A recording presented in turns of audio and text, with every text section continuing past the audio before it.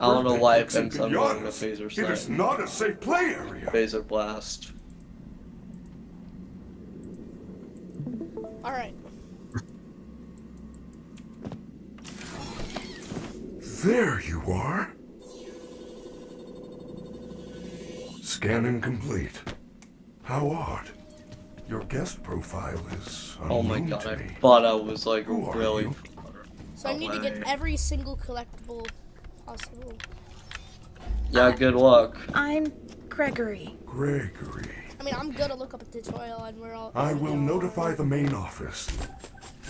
Okay. Connection error. I cannot connect to the main network. It's her. To be honest, She what cut I you do is off. I usually go on She's not going to let the you call for wiki. help until she finds me. and then find them all. Who is looking for you? Your mother? Shh. I hear.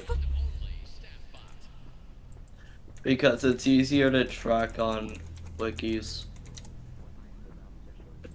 Actually, why not?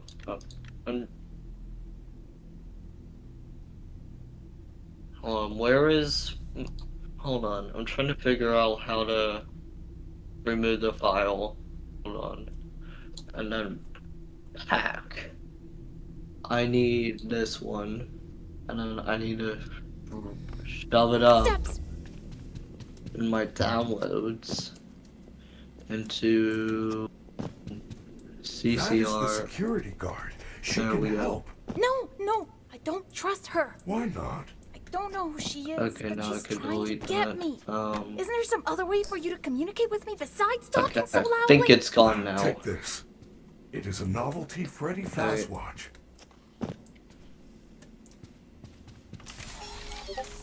I just need 6 achievements until I 100% it. Which I already have most of them. Wait, which achievements do I need again? Hold on. So I need... Lost and found, up and away, very important person, under par, and then the good ending. And then that's it. Okay, so I'm already almost there.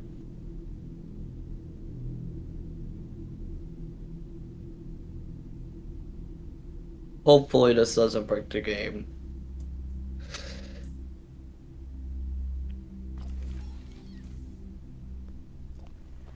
Frederick. Bro, I'm looking. Wait, do I still I'm have the looking at beer this thing? I'm looking at this fake ripoff thing for Bro, I thought I would still have the Faz beer. I thought I would have the Faz beer. I'm not joking, they actually have Faz beer in the game. I know I do. In the cut content version.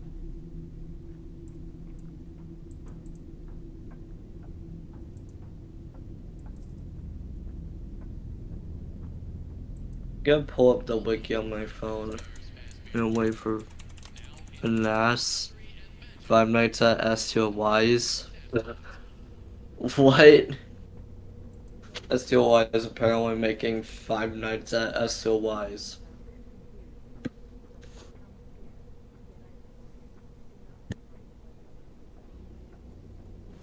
Alright. Alright, so the first item I can get, the first item is the Glamrock Freddy figure in the daycare party room. What was Is that? that the I'm first sending possible you one an you can encoded get? message. Well, I mean, there is another one. Where? And, hold on, what's it called? I forgot. So, like, that one area where you get that, hold on, what's it called? Where? Just tell me what you do in the area. Where you get the, photo pass. Oh, the Copper Cutout guy that says 1 free photo pass? Yeah, Oh. Hello, Gregory. It is me, Freddy. I will escort you to there's the main one back entrance. there. I'm trying to However, find I the am thing. I think it's broken. Yeah, it is. So I think the game is broken again. Oh, never mind, it's not. It's not. We're good. Okay, got the Okay. Glam Freddy Full figure. S- And then I have the Chuck E. Cheese one. Wait, do you get an ending for getting every single collectible? You should have no problem. I don't think There so, is but you one get an model achievement. that will open the door to the back room. I will make it accessible to you now. Freddy, get over here, Well done, please, Gregory. Frederick. There is Frederick, an open air vent inside the Frederick. room. You will have to climb through the ventilation system. Oh my God, Frederick is being such an annoying little guy.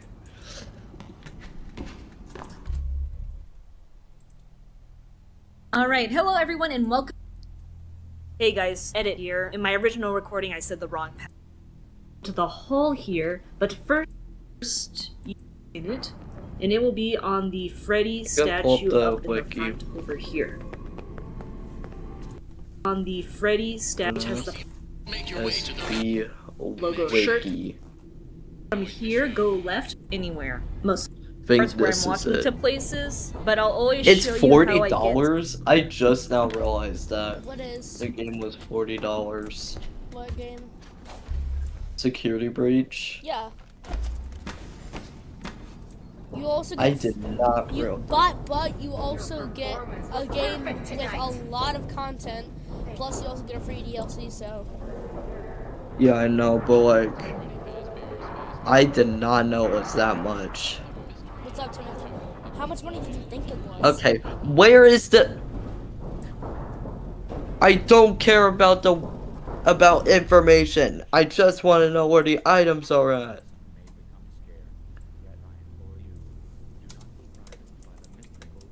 Okay, so apparently FNAF is being an annoying little guy. Alright, let's look up on Google FNAF SB Wiki items.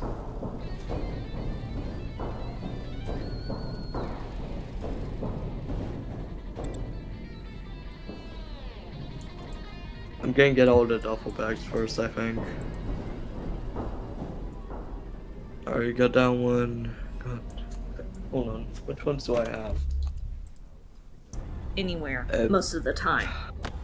Now when we drop Night down from here, AVS, AC inspection, night terrors. I don't have. Okay.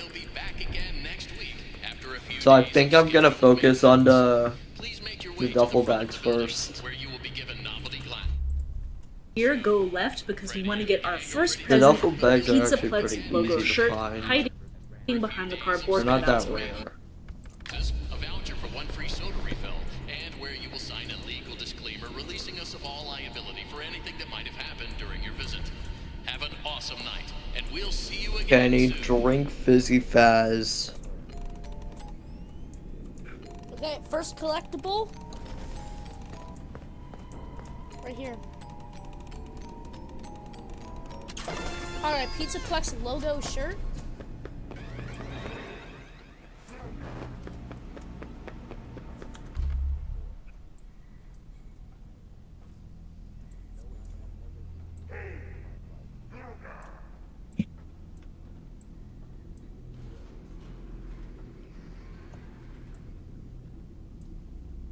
Oh my god, how many are there? Here. Bye. Alright, see you, Timothy. Rhoda said yo and then Okay. said bye. So I already have most of them, it looks like. Got that one. Food storage. Please I make your way think to the that. voucher for one Now that we got that, we want to get our first bag, which has the party foul text log in it. Food storage. And it will be on the Freddy statue up in the front over here. Easy money, I have that. Alright, now we need to get the photo pass because That Freddy's one. room is locked, so if you go That one. That one. Don't have that one. Okay.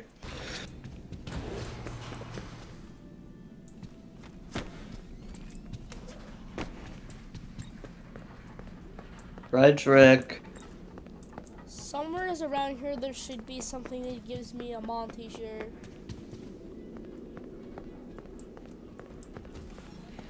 Bro, I don't know why they made this so difficult to summon Freddy.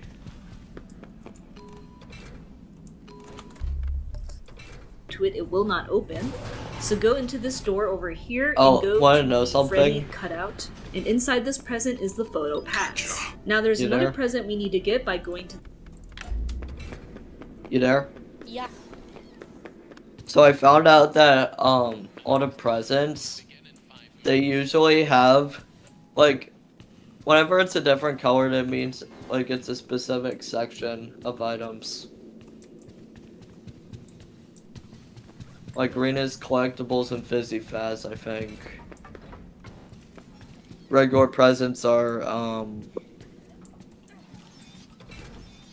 like for I'm scouting in this area to try to find a miscellaneous, present. and then the other ones, There, and the other ones are important pieces. Alright, I just got the Monty name shirt. I have a lot of the items so far, honestly. You do or you don't? I do. I already have like, I have like 3 battery Good upgrades, job. Now, please come let me out. and then where's the Fizzy Faz? Right here. Fizzy Faz gives you extra speed. I'm trying to remember what else. And then there's also a Freddy battery upgrade, which is pretty difficult to find.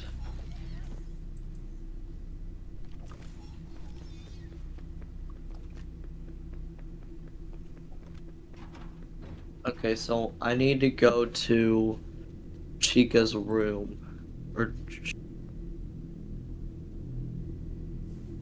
Okay, so what I'm gonna do is I'm gonna like try. Oh wait. Here's another Fizzy Faz thing. So I don't forget. And another duffel bag. Got another Fizzy Faz. And then false alarm. And now I Way need to go to Super. over here. Nope, I already got that one. I think there's one upstairs. The left down here, there is an office that has a present hiding inside. Oh, and in here. And there we will get the Monty name shirt. Now we can finally go back to Freddy's green room and Okay, open the door so for I him. got that one. And just so you guys know, I'm going to be skipping all these cinematics and stuff. I am mainly focusing on the gameplay here. But of course I'll show all the ending cinematics so you guys Way don't to miss go, out on that. Super. Okay, Okay, once you I get in got Freddy, to you want to go go back to down this to this room. red door. Star. Excuse I me, knew sir. you could do Sorry it. about that. I know how to get you out of here. Climb Bro, I up to my remember chest when belt. those security There's still guards time, used to but we must speak. hurry. If I am spotted, I will certainly They be used to taken be back able my to room. speak. I will escort you to the main exit through the utility tunnels. But It now is they the don't safest for some path. reason. Okay, but you better be careful moving around. I don't want to be crushed and Okay. twisted into a I meat have pretzel. half of them. For your safety, please stay clear of the doors. Bro, I already have half of the duffel bags I need. Nice.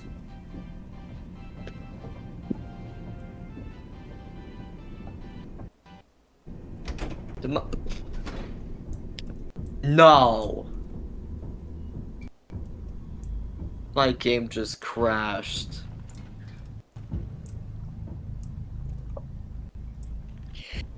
Oh my god. Hello, little boy. If you're down here, say something. She's Now down I have here. to We have completely to go redo back. this. Do not worry, Gregory. No. Even if we are spotted, you are safe with me. She would never suspect we are traveling together. However, we should still do our best to avoid her. Okay, so apparently. we're gonna please go tell me down I here. saved somewhere close by. Little boy, if you're down here, say something. She's down here. here. We have to go back. Do not worry, Gregory. Even if we are spotted, you are safe with me. She would never suspect we are traveling together. However, we should. I feel that. She was Okay, after so me. now you get back in Freddy and just keep going down forwards. Of course I did. Where are we? We are now under the Pizzaplex. anyways. These utility tunnels connect all the attractions. We can go anywhere in the building? Correct. Fazablast, Monte Golf, Roxy Raceway. They are all accessible to staff with high enough clearance, of course. Guests are never allowed down here, but yours is a special situation. Once Freddy kicks you out here, we can get the second Well, bag, that's which great. has I the forgot food they couldn't storage go block. in there.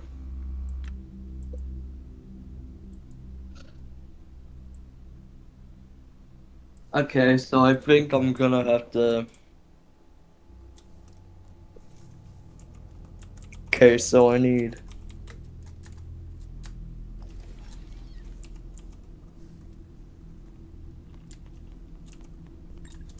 Freddy, come here. Dingus. But Freddy is actually so annoying sometimes. Because like he'll look at a different direction when I'm going inside of him.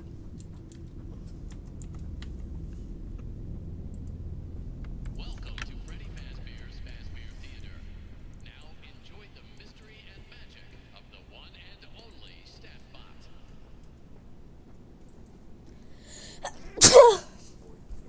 What I am about to show you may confound and confuse you. Some may become scared. Yet I implore you, do not be frightened by the mystical powers I possess. Do not fear the unknown, but reward. The unknown is both Isn't there like an item over here or something? Yeah, right here. By the way, something I realized, some items are like right by. How do you break 10 plates? That one is like a really easy achievement. You just gotta like.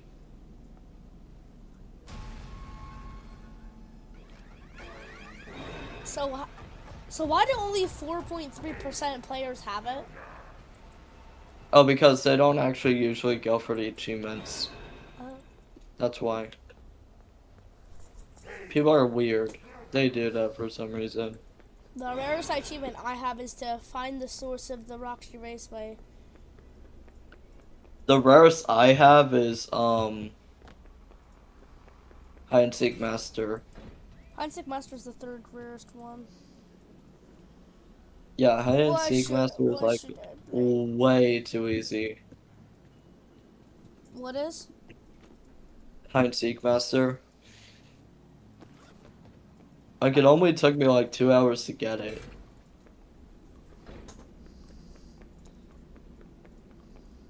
The only reason why people don't go for it is because they're way too stupid.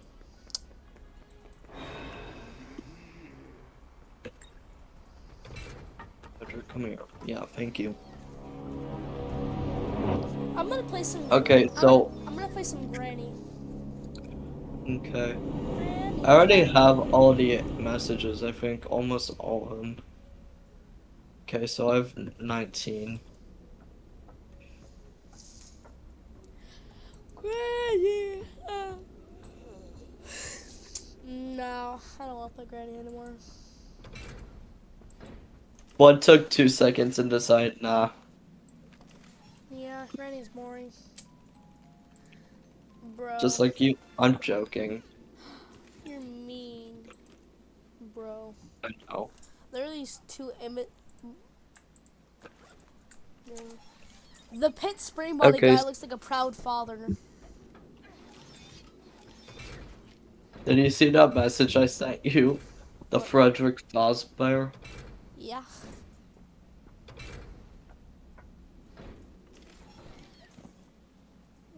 He looks like such a proud father.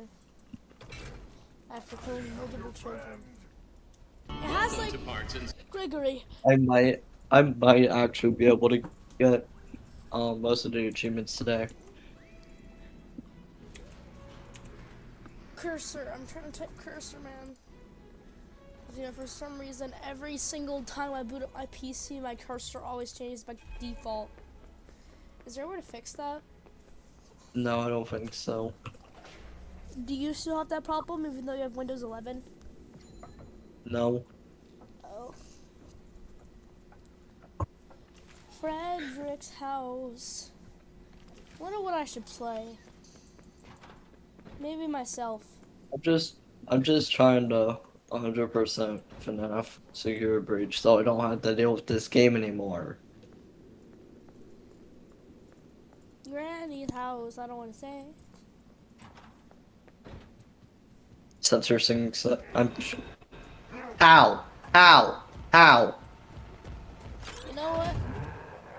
Let's look, Kirby, let's do some reactions. What did FNAF 2 even tell us about the Five world Nights at Freddy's 2 by our good old theorist film theory? changed Look the at this lore. idiot. Yeah, this movie straight up took one look at the games and said, His ass I is can gonna do that get better, beat and it today. might be fixing all of the problems we've had with the timeline because of it.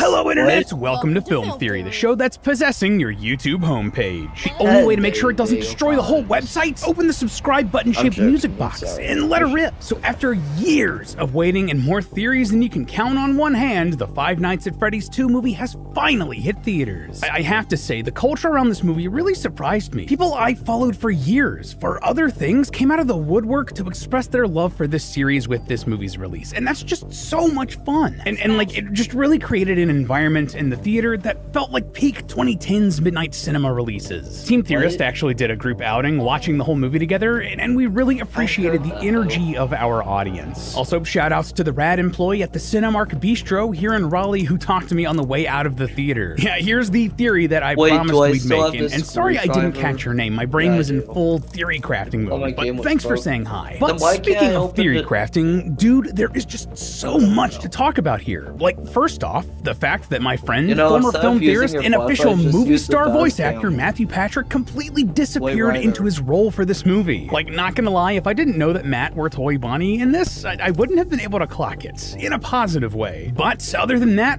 oh boy, does this movie do a lot for FNAF lore. So much so that when Tom and I had our little huddle talk after the movie came out, we both came away with so many questions and ideas left to explore. Like, what was up with that dream sequence Vanessa had?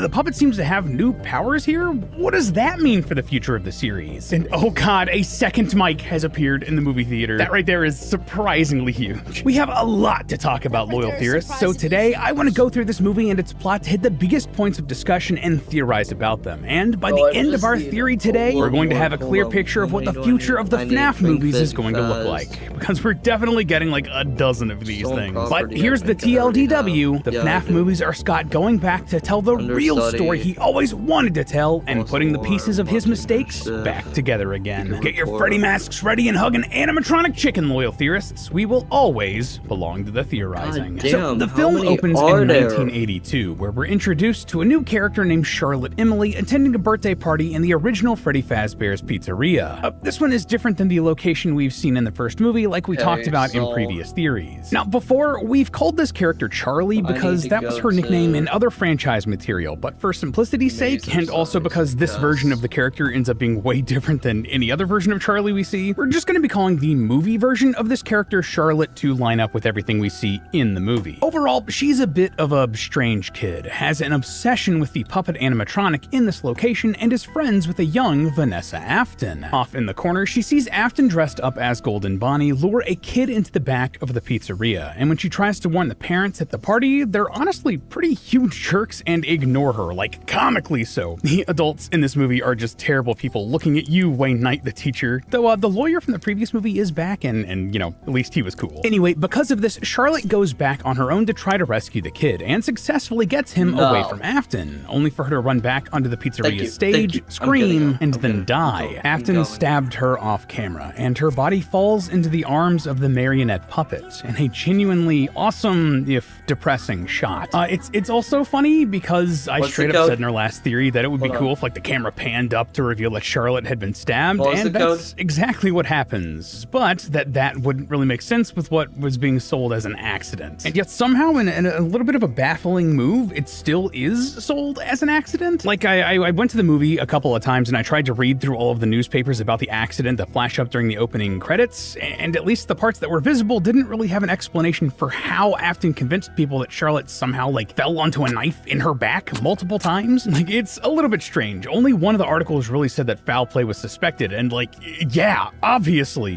But hey, you know, maybe I'm just not super creative. We then flash forward 20 years, confirming our previous theory that these movies take place in the early 2000s. So this one is in 2002. Somehow, Mike and Abby's aunt survived the previous movie despite it being heavily implied that she died. I guess Golden Freddy wasn't lying when he said, Silly Aunt Jane, she fell asleep. Anyway, the aunt has been using the story of the animatronics to try to make money, and all of the murders and ghosts and all that jazz have become popular folklore because of that. And I mean like really popular, like almost as if there were a whole series of hugely popular video games made about the subject, given how enthusiastic all of the middle and high school aged kids in this film seem to be about Freddy's. But hey, you know, we wouldn't really know anything about that in the real world, huh? Real talk, I do love the acknowledgement of the fan base here. It's very cute. Anyway, things seem to be looking up for Mike and Abby. They're in a new house, Abby's in a new school, and the money troubles they had in the last movie are basically not mentioned here at all. It's also very clear that Mike and Abby are doing a bit better for themselves, though they don't really talk about it. He seems to have started a new job that's let him invest in a new house, so it is a bit of a fixer-upper. Either way, affording a new home like this would have been easier for Mike if he worked with the partner for today's theory, Chime, Bro, you know especially that because the Faz cam is actually brighter. One sec. Alright, go check out Chime if you guys want to, but we're not.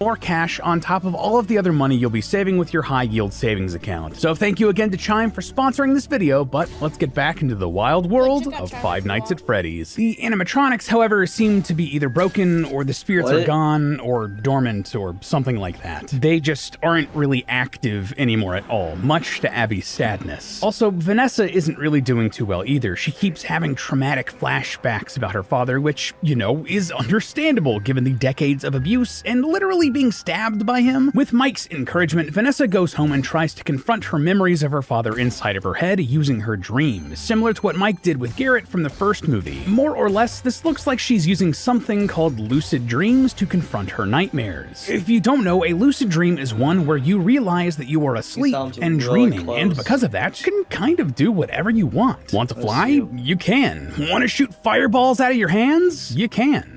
I've only ever had like 2 in my life, and they were super fun. Though, that being said, I hadn't ever really heard of them being used in a therapeutic way like this. I did look into this a little bit, and there was a study from 2023 that examined this idea, and though it acknowledged that it needed to do further research with a larger study and sample size, the initial results were encouraging. So hey, that's neat. We got some scientifically accurate therapy here in FNAF. Anyway, we see Vanessa confront Afton in her dream, but he seems a bit too strong for her as she reverts to her child self. She runs and hides in his workshop in their home, finding the circus baby animatronic hidden here as well. It then lights up and looks down at her. It's a genuinely creepy moment, and obviously this is significant for a few reasons. So this is the film's version of the circus baby from the Sister Location video game, an animatronic that was haunted by the soul of Elizabeth Afton, daughter of the game's William Afton. So basically the game version of the Vanessa character we have here in the movies. Elizabeth was also the age Vanessa is here in this dream sequence when she got put into the baby animatronic, so this was absolutely intentional on Scott's part. Oh, and additionally, in the books, Baby sort of was like Afton's helper, right? So this makes me wonder if he was planning on doing something similar here in the movies. And, you know, the very fact that Vanessa is still alive makes me wonder if Afton gave up on that particular idea, or if something happened that changed his plans. Or hey, maybe someone else got stuffed into Baby. At this point, who knows? Oh, this does also add one small complication to something we saw in the FNAF 1 movie. If you don't remember, we also saw a somewhat similar Springlock animatronic in that first FNAF movie. This was the one that all of the ghost kids wanted to shove Abby into so that she would join them. However, looking back at this thing, it doesn't look a ton like the traditional baby animatronic, and it borrows some ideas from the Ella animatronic from the Silver Eyes novel. Just to be clear, I would guess that this was intended to be Baby originally, but after the success of that first movie, plans changed and they have introduced a more game-accurate version of Baby in the film series now. So genuinely no idea if we're ever even going to touch that Ella baby animatronic from the first movie again. It might just be lost to history. Oh, and something else worth pointing out in this scene. After encountering Baby, Afton finds Vanessa and says that she will always be. I'm watching a game theory video. Oh. his. She then runs away from Afton and manages to push his dream self over the edge of their stairway in an act of defiance. He falls to the floor, injured, but looks back up at her and says again that she will always be his. This line is later repeated by another character towards the end of the movie, saying that all of Afton's children will always be his, that they can't escape that fate. And what I find interesting here is what isn't said, right? I think that there was a way to incorporate Afton's iconic line about wanting to put things back together right here in this spot. Like, hey, I wanted to put our family back together, even from beyond the grave. So I wonder if this film is going to be tweaking Afton's obsession slightly. Like, instead of wanting to put the broken pieces of his life into animatronics and family back together, Afton is obsessed with controlling his family and animatronics and victims. That would even fit with a lot of what we saw in FNAF 1, where he wanted to control the ghosts of the children in those animatronics, right? Anyway, just a random thought I had. Let's move on. Elsewhere, the plot must continue as a group of paranormal investigators led by a woman named Lisa are invited to come take a look at the original Freddy's location, the one where Charlotte was killed. And who invited him here? Well, a security guard named Mike. But shock, it's not our Mike, but instead a new character named Michael with probably the creepiest face I've ever seen. Like, they really nailed the casting on this one. My guy looks like a Skarsgård. Anyway, as they explore the building, Lisa finds a music box next to the machinery with the puppet inside and turns it off, causing the marionette to come to life. Yeah, it's been possessed by Charlotte, and the puppet has wireless control over all of the rest of the animatronics in the building. And because of that, you can guess what comes next. All of the paranormal investigators are killed off in fun, awesome ways, while the puppet possesses Lisa's body with special effects that are genuinely creative and creepy. Though interestingly, Michael, who recognizes Charlotte, is spared.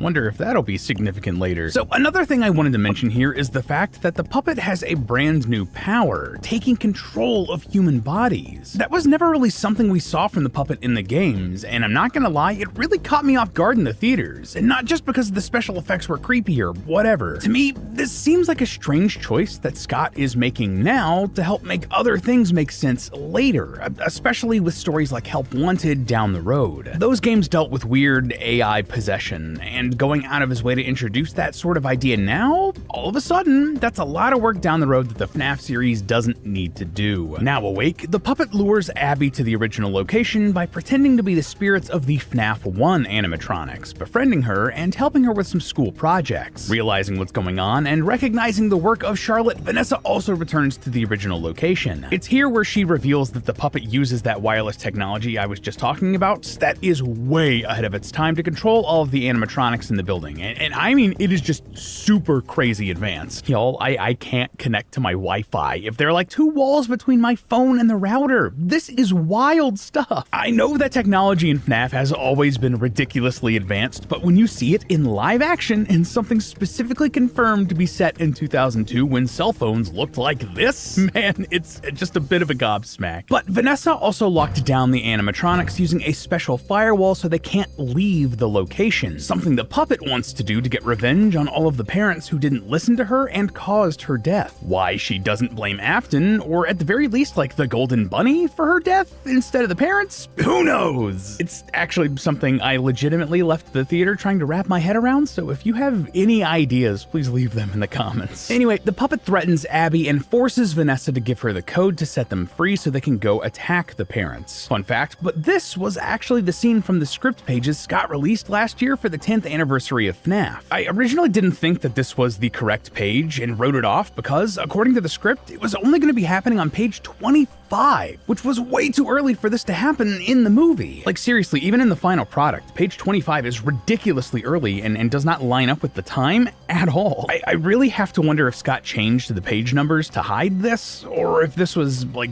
something from a different draft of the script, or man, who knows at this point. Anyway, around this same time, Mike meets Charlotte's dad, Henry, and gets a bit of an exposition dump, and then heads to the original pizzeria where he frees Vanessa. She heads out to stop the animatronics as Mike basically plays the actual FNAF 2 video game IRL, and also somehow gets snuck up on by all of the animatronics like multiple times. They make such a big deal about how loud the footsteps of these things are, but they jump scare Mike right next to his face. It's classic horror movie logic at its finest. Anyway, after several scary scenes, the animatronics are all eventually shut down, but the puppet possesses Abby's body. But thankfully, Mike is able to free her with another music box he conveniently got from Henry. But then Michael shows up with the reactivated animatronics and reveals that he is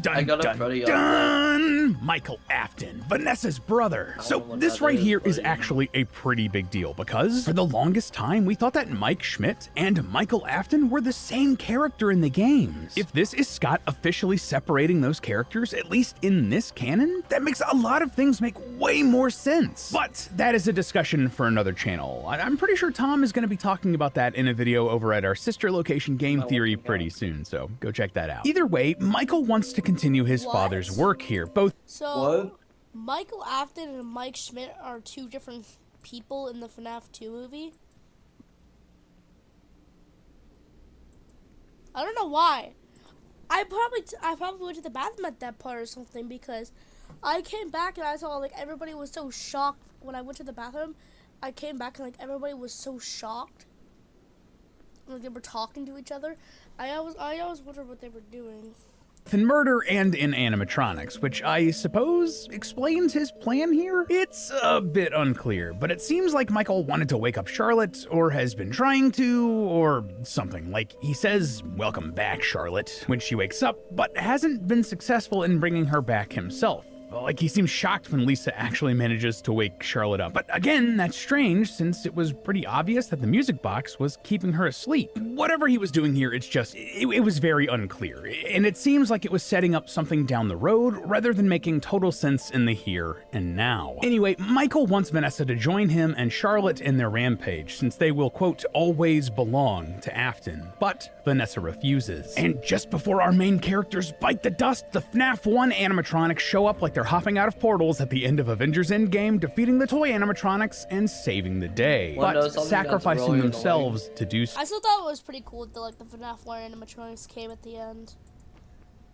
Yeah. Bro, really pulled the We Are Avengers. Avengers! So, We are FNAF 1. Michael runs away as Golden Freddy explains that they won't be able to hold Afton's spirit in stasis anymore before. What? I hate how you could see the open presents. Like, I wish you could only see the unopened ones.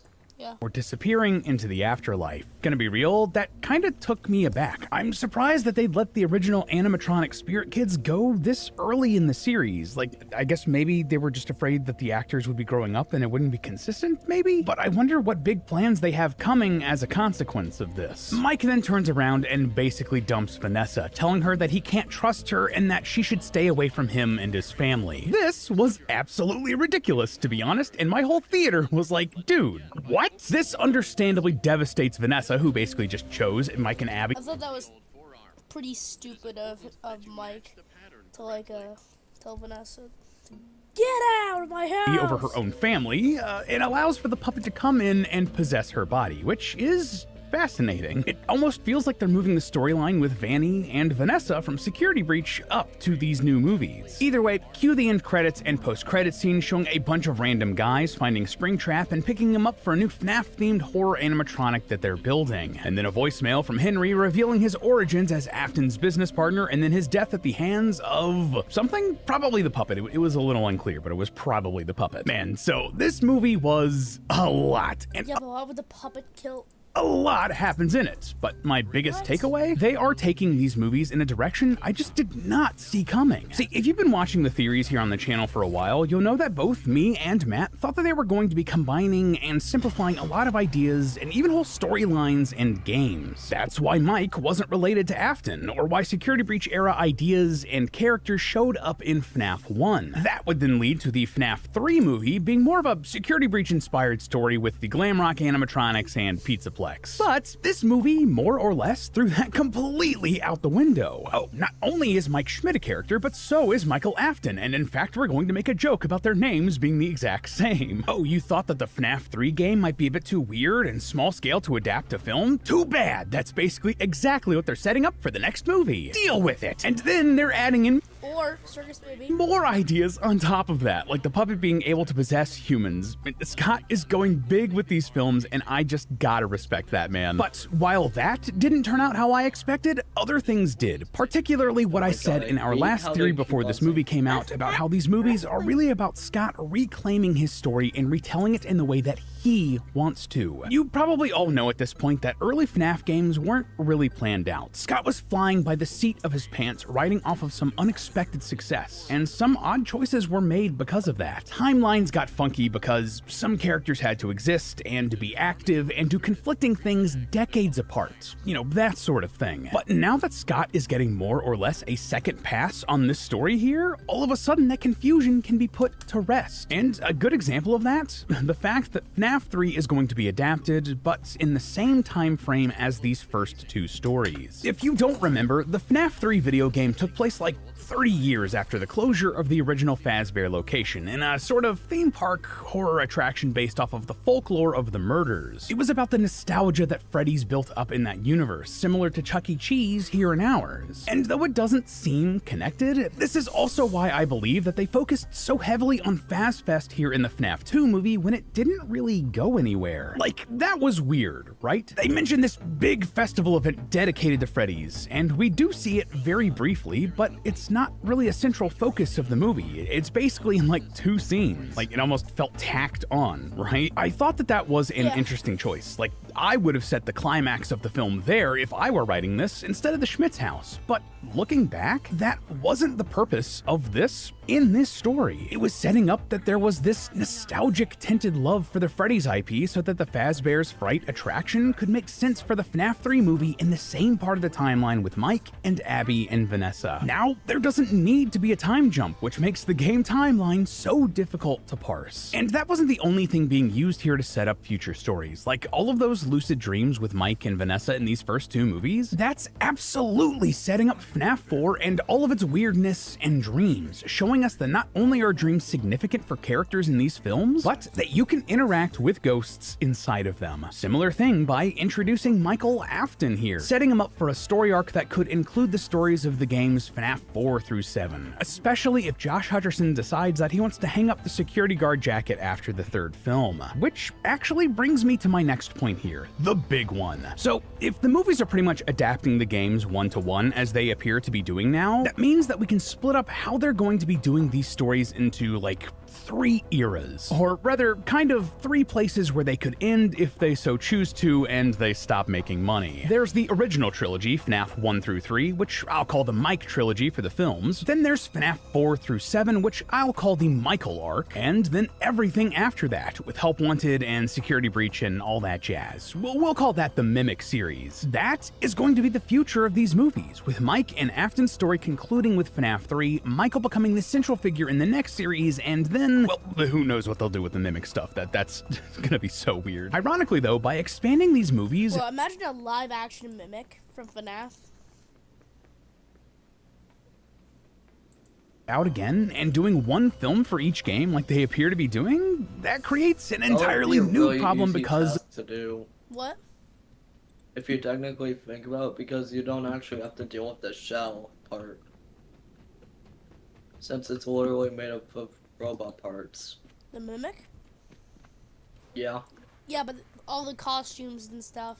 Of earlier decisions. Yeah, See, I wonder if Vanessa being in these early movies happened because Scott and Blumhouse weren't sure how many of these they were going to get. I stand by our theory that early on they wanted to have as much recognizable FNAF stuff in one movie as possible to really get butts in seats. But now, how the hell are they going to do Security Breach if Vanessa is here in these stories? Like, sure, they have set up a sort of Vanny-Vanessa relationship between the movie Vanessa and Charlotte, but I just can't see that lasting past the next movie or the conclusion of Charlotte's story. They might just have to introduce a new character in the security game today. Okay. Breach movies that fulfills the same purpose. And if they really want to mess with us, they'll even name her Elizabeth. Oh, and also, they have to do something with Garrett in the future, right? Like, it just felt like they just dropped him completely for this movie, but he has to show up again, right? Like, hey, maybe if Golden Freddy is gone and no longer the vengeful spirits, maybe Charlotte can take on that role and Garrett can kind of be the protector of souls that Charlie was in the games. Or, man, maybe at this point I'm just grasping for silly straws. But hey, that's just a theory. A film theory. And cut. Up next on Oh, we're getting a Walton Files? The Walton Files are... Wait. Oh, W. We got a Walton Files one. Guess we'll watch this one back. too. One of the scariest analog horror series we've ever covered has even more videos and even more mysteries, and we are finally digging into its newest release. And this story is so much darker than I ever expected. Hello Internet! Welcome to Film Theory, the show that just gets so frustrated when movies drop their trailers at like the worst times for us to cover them. Now, if you didn't see, the trailer for Five Nights at Freddy's 2 dropped last Thursday, just as I was finishing up this script and didn't have time to shift directions. But hey, we'll be diving into that analysis hopefully next week. And in the meantime, well, today we're finally jumping back into the Walton Files, created by animator Martin Walls. Not a bad substitute for FNAF, right? If you don't remember, and I don't blame you, it's been years since we covered this series, the Walton Files is all about some haunted animatronics with bodies stuffed into them in a Chuck E. Cheese inspired restaurant. Yes, this is wearing its FNAF influence on its sleeve, but unlike FNAF, the Walton Files was able to get much darker with how it treated its subject matter. This series doesn't pull any punches in both its imagery and how its characters react to it. The Walton Files centers on a burger restaurant called Bond's Burgers, founded by Jack Walton and Felix Kranken, with 5 animatronic characters: Bon Bunny, Boozoo, the Ringmaster, Shaw the Sheep, Billy the Clown, and Banny, another rabbit, don't question it. But of course, something goes terribly wrong in the restaurant, as there's a string of disappearances and deaths that eventually lead to it closing, being reopened years later, and of course, more deaths. We're seeing all of this through the eyes of our... What? Freddy just called me short. Freddy, you're a bitch.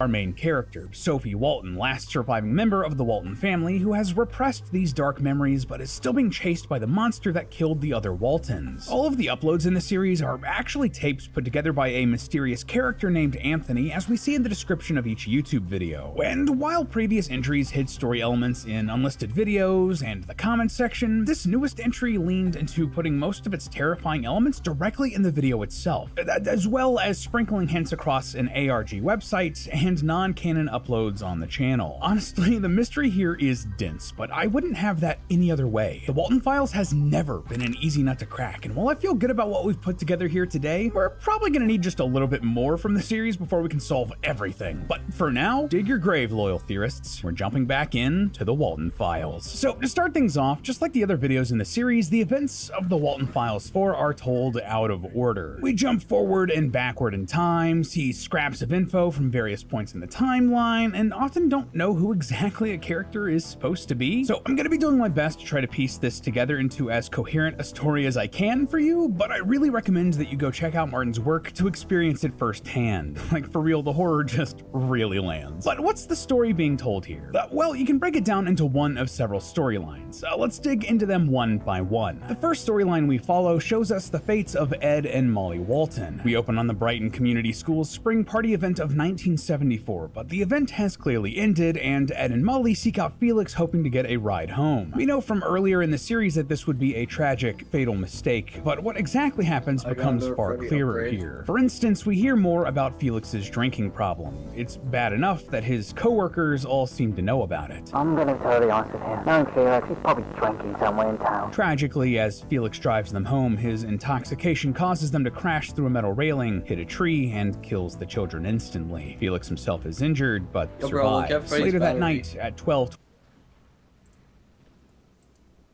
Yeah? Look at it. How do you have 7 bars? Apparently there's Freddy upgrades everywhere. Where?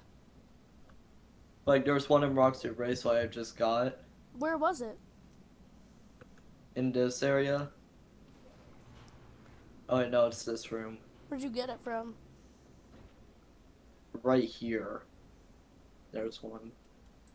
23 a.m., we see Jack Walton arrive at Felix's house, concerned about I might have to load up my security bridge file and see if I can get an extra thing if it's still there. his kids. He begins knocking on the doors and windows, desperately trying to get Felix to respond. Felix, if you do anything to those kids, I'll kill you. But Felix isn't at home. He's at the accident site and spent the night digging graves for the two kids. Curiously, he also dug a third hole, seemingly for himself, but doesn't do anything with it. He stares at the bloody Rocket Rabbit doll that Molly was carrying and eventually decides to get rid of the evidence. He carries the kid's bloody doll and backpack through the forest to a nearby cliff where he tosses the backpack over, hoping to get rid of it. However, as he considers throwing the rabbit over and falling himself, Felix can't bring himself to do it and instead returns home with the plush. You know, if you're attacked by haunted animatronics, you're probably gonna need to see a specialist for that. I knew that this would they happen fast. Guilt and at his home, we hear that Sponsoring this theory. Now, let's jump back into the Walton files. At his home, we hear that Felix is overcome with feelings of guilt and it's affecting him deeply. I haven't been able to sleep since last week. He finally tells the Waltons what happened about the accident, and the family holds a private funeral for the children, but their bodies are never recovered. The fact they're still buried down there, it haunts me every night. Understandably, the Waltons despise Felix now, and his life begins to disintegrate. I have no idea what's gonna happen to me now. My life, my business, everything. And this isn't the only thing haunting Felix now. When Rosemary Walton asks about the Rocket Bunny doll, Felix lies and says that the kids left it at school, but instead, he took it home, and it's in his house. But it isn't alone. We see a shot of the doll in Felix's house, and if you look closely at the glass window behind it, you can see two faces appear from the darkness, the spirits of Ed and Molly attached to the doll and haunting Felix, just like we theorized earlier in the series. And what's even creepier and much worse, the spirits knock on doors inside of Felix's house and call out to him. I don't know about you, but I would be freaking out if I heard this. Felix then opens the door, but only finds the doll. Begging for this nightmare to stop, Felix eventually brings the doll into Bond's Burgers, at the very least just to get it out of his home. Creepy stuff, and thankfully, the second storyline we follow here is a little bit less terrifying. Well, mostly. Sprinkled throughout the video are tapes describing how the animatronic characters in the Showstoppers were designed and created.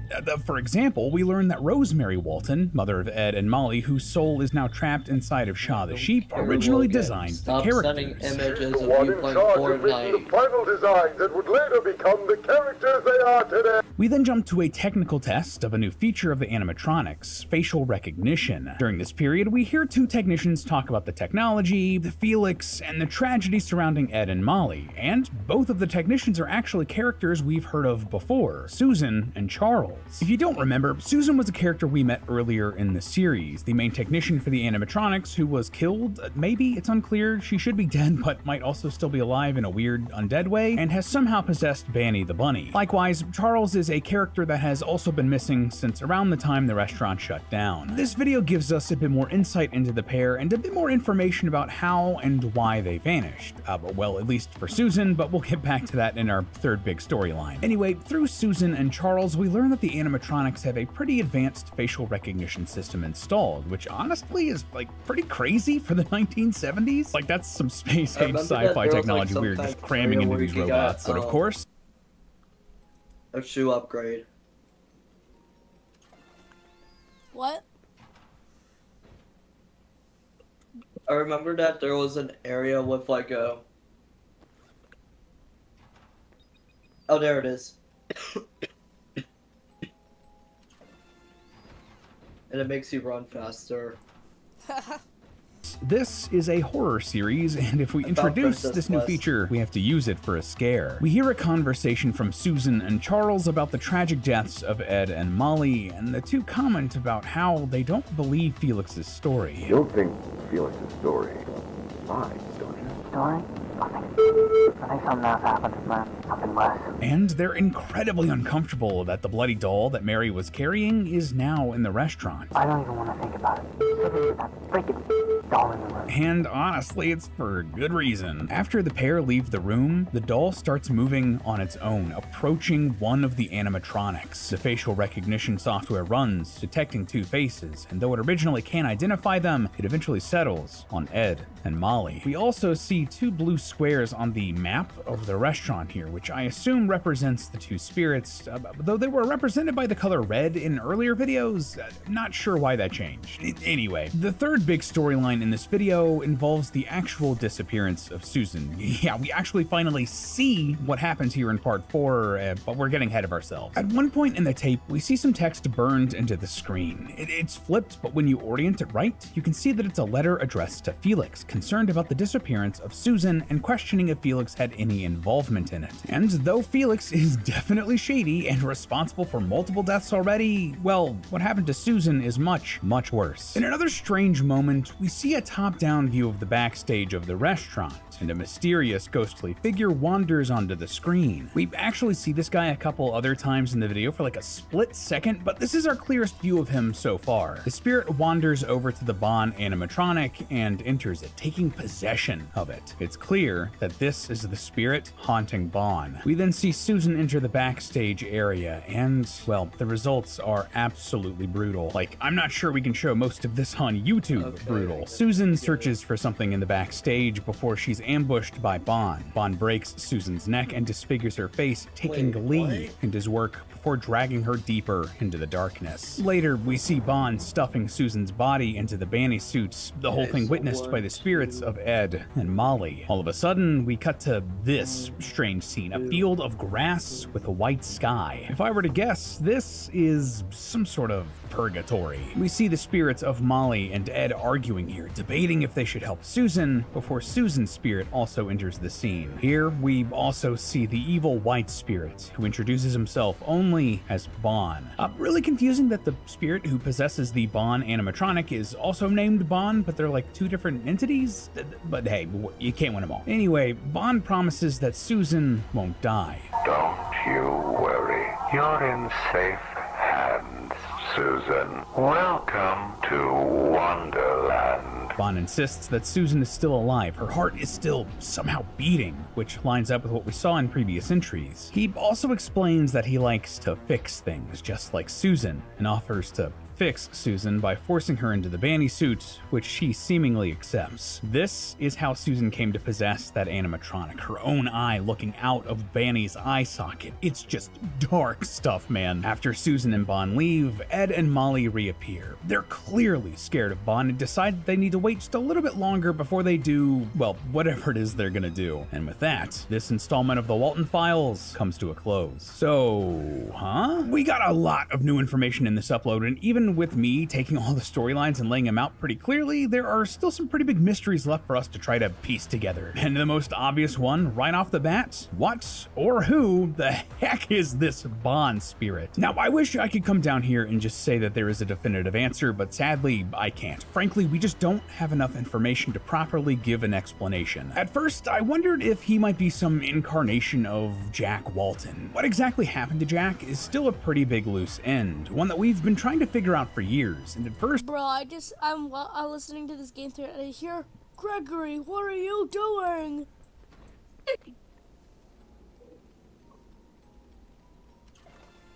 Gregory, what are you doing? I thought that this episode might tell us a little bit more. See, in a section of the tape describing how the animatronics were designed, Jack's name is missing. Gregory, what are you doing? Mary Walton, loving wife of...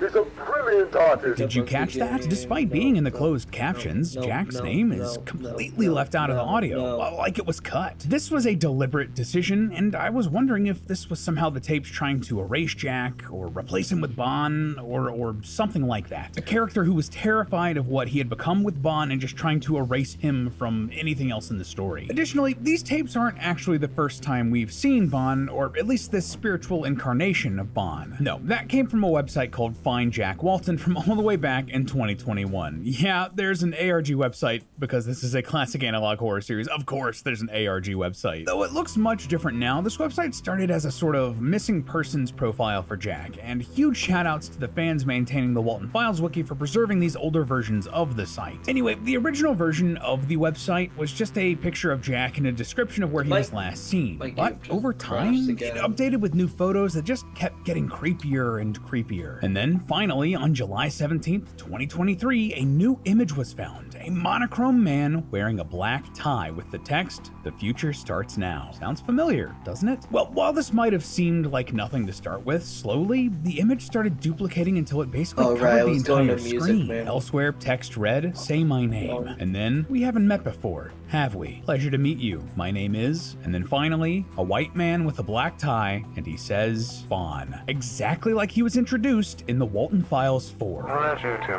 meet you. My name is Bond. That's a pretty big point in the Bond is Jack theory column. I mean, this was a website dedicated to Jack, but that just doesn't sit quite right with me for a few reasons. Honestly, mostly the same reasons that's been bothering us since the last time we covered the series. See, there's another character in the series called the Shadow Man who appears to be responsible for the death of Rosemary and stuffing her into Shaw the sheep. That's a very similar MO to how Bond killed Susan, so I think that these two characters are actually the same character. This connection between the Shadow Man and Bond is actually something Martin Walls got asked about directly, and his only answer was, "Good question." So I think that there's fire for all of that smoke. Anyway, it just doesn't really make sense to me that Jack would want to kill Rosemary, or that the ghosts of Ed and Molly would almost seem afraid of Bond in this upload if he were Jack. So I don't think that's quite the case. No, instead, I actually see a lot more evidence connecting Bond to Felix. Not that they're necessarily the same person, I don't think there's enough to say that, but there's a lot connecting them. Mostly, it's because of the mysterious deaths and murders. All of the people who died are directly connected to Felix, or seem to question Felix's story about the deaths of Molly and Ed. Here, check this out. In the Walton Files 4, we hear that Felix confessed to Jack and Rosemary that Ed and Molly are dead. I finally told him what happened. Well, my friend It keeps was on in my telling me to office. get on Fortnite. It was the longest hour of my life.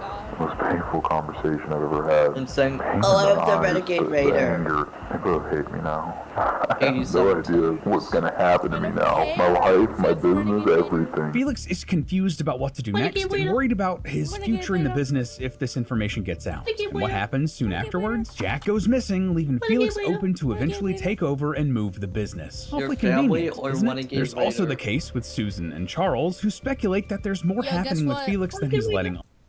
Guess what? 4 days till Christmas. From all the way back, and says, Oh, yeah, to me 4 that days. Jack would want to worried about his future in the business if this information gets central to this story and the deaths of Ed and Molly that we get no indication has disappeared or has been killed. Tomorrow's the 22nd. Eve. Yeah, tomorrow's Christmas Eve of Christmas Eve before Christmas Eve. Yeah.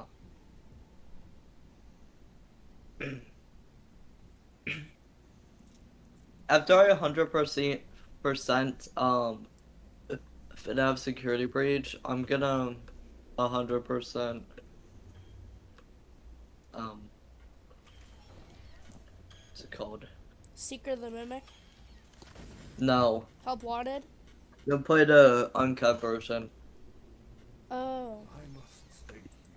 Yeah. If Bond had some other reason to want to capture or kill or torture everyone involved with Bond's Burgers, either as an act of revenge for the deaths of Ed and Molly or something else entirely, then why is Felix, the co-founder who revived the restaurant after it closed the first time and the person directly responsible for those deaths, not targeted? That doesn't make any sense. I don't believe that we have enough information quite yet to really figure out why or how exactly Felix and Bond are working together, or even if they're doing so intentionally, but something is happening. And if I had to bet about where this story would go next, well, they'll both want to tie up that last loose end for Felix killings of the Walton kids, Sophie Walton. Yeah, as of the ending of the Walton Files 4, Sophie is the last member of the Walton family that's still alive or hasn't disappeared, but that doesn't mean she isn't a target. In the Walton Files 2, we hear a list of people that appear to be targets of the spirits. Jack, Susan, Charles, Rosemary, Sophie. As of right now, Sophie's the only person on that list who's still alive, and as we discussed in our last theory, Bond is using the game Bunny Farm to try to jog Sophie's memory and lure Sophie to her death. I'm not joking, Plus, in the very first Walton Files episode, we know that the security guard Brian Stell.